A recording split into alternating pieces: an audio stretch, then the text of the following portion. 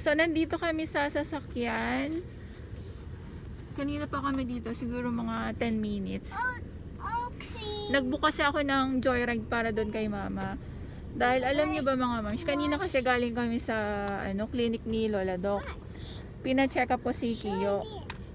Kasi nga may rashes. Tapos, akala ko yung nadala kong susi is yung susi ng bahay. Yun pala yung nadala kong susi ng kotse ko. Ayan ang ending, pag-uwi namin, hinahanap ko na yung susi ko sa bahay. Yung susi lang pala ng kotse, yung nasa bag ko. So, hindi ko alam kung nalaglag ko ba dun sa clinic or nagkamali lang talaga ako ng bit-bit. Mamaya ako malalaman. Pag wala doon sa bahay, ibig sabihin nahulog. Pero kung nandun, ibig sabihin nga nagkamali akong bit-bit. Sobrang makakalimutin ko na kasi talaga. Buti na lang, yun nga, nakapark tong kotse dito sa labas. Kaya eto na lang yung naging tambayan namin kasi mainit habang inaantay namin si mama. Binuko si mama sa Joyride nag-ano pa ako, nag-download ako ng apps kasi hindi ako familiar dun sa Joyride. Hindi pa rin ako nakatry dun sumakay kasi nga never pa ako nakasakay sa motor. Bumili lang ako ng fudgy bar, tas Kiyo naman, may dala naman akong dito. Tubig nila tsaka gatas kanina. Kaya lang, hindi na sila nakatulog. Inaantok na kasi to.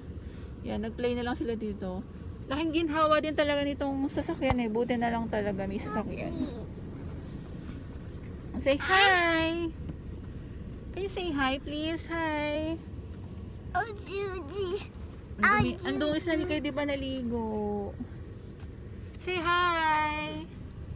Hi. What is your name? My name is Isaiah Katie. Ang bilis naman.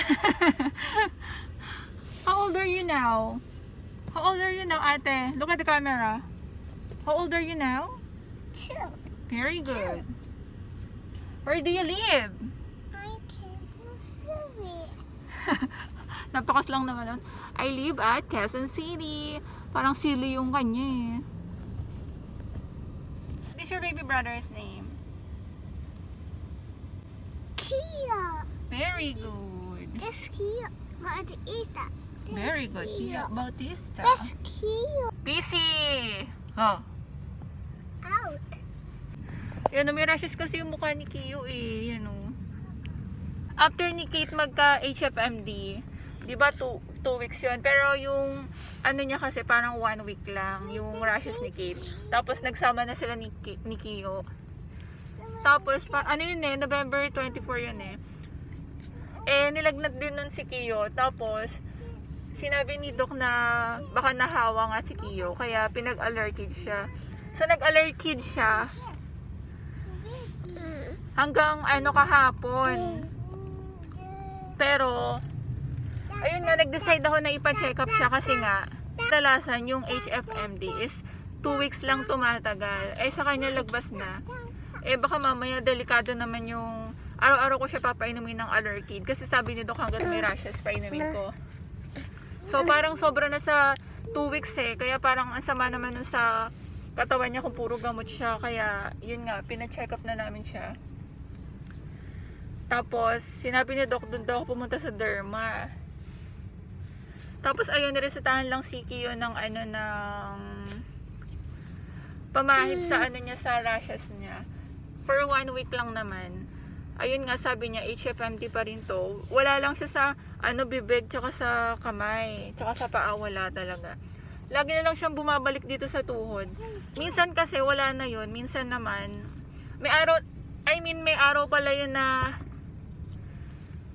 kunyari ngayon meron, tapos bukas wala siya. May natitirang isang rashes. Tapos kinabukasan wala na naman. Kaya yun, pabalik-balik lang siya. Parang na-immune na rin yung Allerkid. Hindi na siya tumatalab halos. Kaya yun, pina-check up na namin si Kiyo kasi nga nag-worry ako na masama naman yung laging may gamot. Tsaka lapas na kasi sa 2 linggo yung niya, rashes niya, kaya delikado naman yun, puro gamot. Hello, that's what this this one sugar block too. Apple syrup. Bye-bye.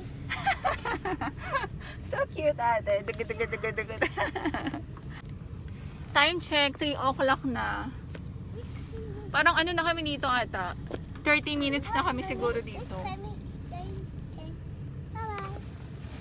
Hindi ko alam dito sa Joyride na app, ano pala yun. Parang hindi siya natatrack kung ilang minutes na lang, no? Or hindi lang talaga ako marunong. Nakita ko lang yung location ni mama ko, nasa na siya. Pero yung ano, hindi ko makita kung ilang minutes na lang natitira eh. Yan, naglalaro lang dito sila Kiyo. Kawa si Kiyo kay Kate mga moms. Nung last day na ni Kate ng ano niya, HFMD niya. Pero buti na lang talaga yung kay Kiyo, ano lang, mild lang din. Ano siya, nagkakaroon siya ng rashes puro na lang dito banda sa may tuhod. Tsaka dito sa may braso, tsaka sa muka. Yung nga paligid lang. Pero ano, wala siya sa paa, tsaka sa kamay, wala rin siya sa bibig. I-attach ko dito yung video niya nung ano, first day ko siya nakitaan ng rashes. Mamaya pala pupunta kami sa church kasi ano, wedding anniversary namin ni Hane. Happy 5th anniversary. Kahit hindi niya ako nabati sa Facebook kasi wala siyang Facebook. Pero okay lang, babawi naman daw siya pag uwi kasi ano eh, pauwi na rin siya 1 week na lang halos. Ayun, mamaya punta kami sa ano, sa church, magsisimba kami. Siguro sa San Vicente na lang. Yan, dadaling ko na lang yung sasakyan kasi kasama ko naman si mama. Say bye bye. Bye-bye! Bye-bye! Say see you soon. See you soon. Can you say hello madlang people? Hello, Waya people.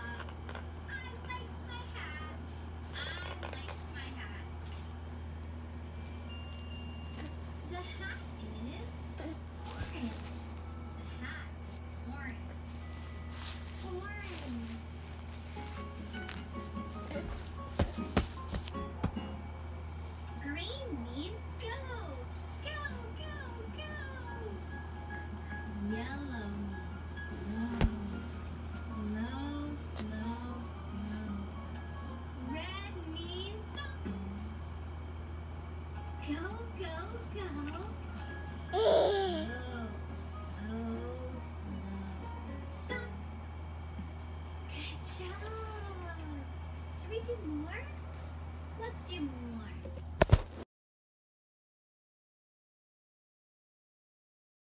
Give thanks, Lord, Holy Father, Almighty, Eternal God, for you preserve the most blessed Virgin Mary from all stain of original sin, so that, especially the most blessed Virgin Mary, Mother of God, with Saint Joseph her spouse, with the blessed apostles and glorious martyrs, and with all through Christ our Lord, through whom we bestow on the world all that is good.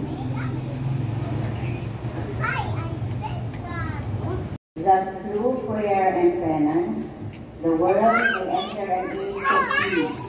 This is the triumph of Mary's heart. Let us pray to the Lord. Father, let our lives magnify your power. that the pure heart may promote decency and harmony to our society. Let us pray to the Lord. Father, let our lives magnify your power. That Mary, who is full of grace, may help us on our pilgrimage. Let us pray to the Lord. Father, let our lives magnify your power. That the dead may rejoice forever Careful, Katie. in the company of Mary and the saints. Let us pray to the Lord. Careful, careful, Father, ah. let our lives magnify your power. That the order of Augustinian Recollects continue to receive the grace of more vocations. Let us pray to the Lord. Father, let our Don't go in the dark. Don't go in the dark. Go there, go there. Go there, go Father, there, and go there, pray for go there, dear go us as there, we pray with go the there, Catholic go and the there. Virgin Mary.